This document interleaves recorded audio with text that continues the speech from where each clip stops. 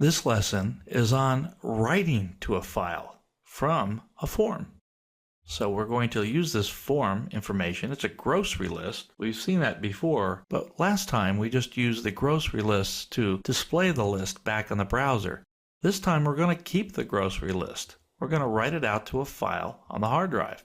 So let's go ahead and put in some information. Carrots, apples, pears, that's enough. I'm going to go ahead and submit the information, and I get information back. Now notice I have two things here. One says writing to a file, and I had items, carrots, apples, pears, and I had another one that says appending to a file, carrots, apples, pears. So I'm going to show you what the difference is between writing to a file and appending to a file. Let's go to some code.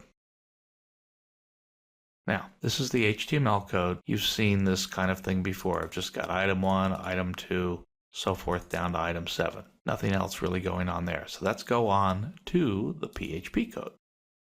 I'm going to show you two ways to do this. At the top of the PHP block, I go ahead and I get the document root, the $document root, like I showed you with the writing of the file. We still need to have that root information so we know where our files are. I printed out a heading, writing to file, and then document.root. I'm building up the file name here, document_root, data, and I made up a new name here called G1 text. Okay? Now, if we go back to the file structure, so we can pull that up to our program and go to the WAMP and to the www, we can see, let's get it all the way over here in the there's the W, and let's get to the data bin that I created. Here's the data, okay?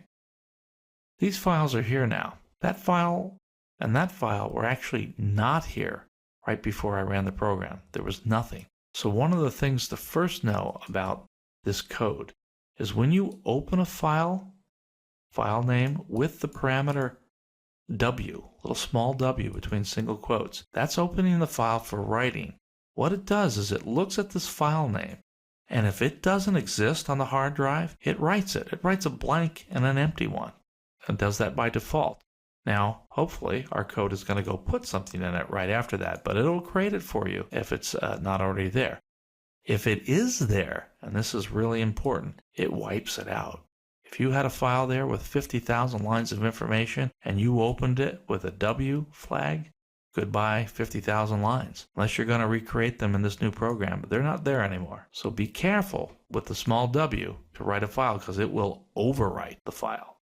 Now, we got an open, so we've got a file pointer just like we did for the reading. Now we've got a while loop. I'm using the true technique that I used in an earlier lesson. Here I'm building up the name of the control. It's item 1 through item 7, building it into this variable, and then I'm getting the post on that for each iteration of the loop. So I'll go through item 1s through 7. Now, the same kind of thing before. If the item is empty, I break out of there. Let's look at what I'm really going to do, though. This code is similar. I bump up the counter, I print the item just like you saw it on the window. But now, I'm going to do two more things. I'm going to build something that I'm going to call an output line. This is something I'm going to use to write with. It's really just the item, but look what I have here as well. And it must be in double quotes. It is a \n.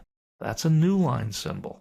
You have to put that at the end of every output line you write to the file. If you write one line at a time, like we're going to do here. If you don't do that, everything will run together in one line. And generally, we don't want that.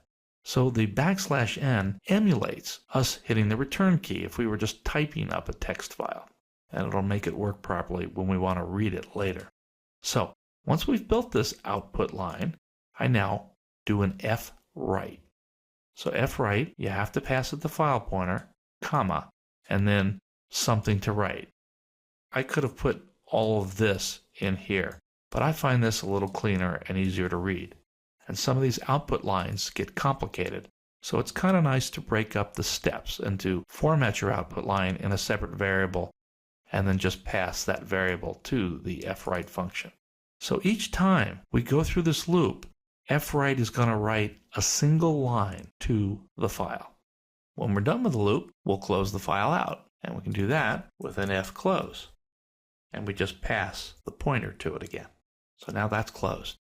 Let's look at the next thing I did, which was to write it to a different file, but I appended it this time.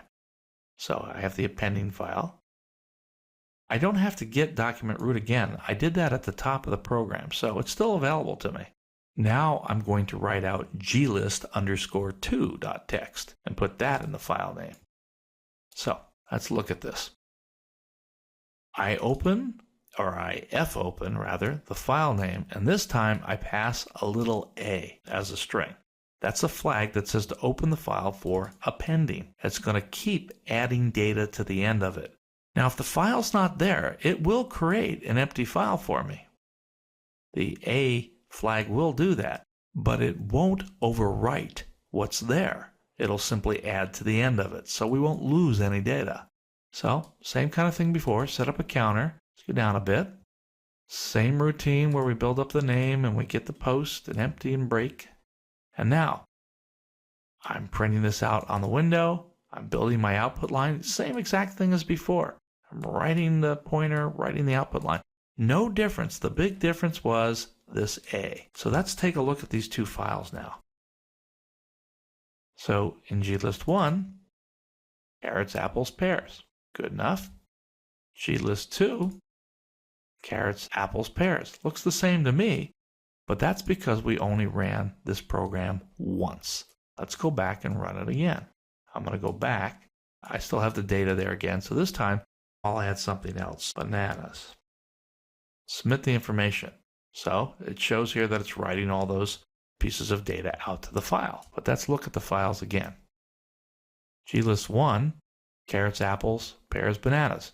Nothing extra there, just what I had in that form. Go to the append file.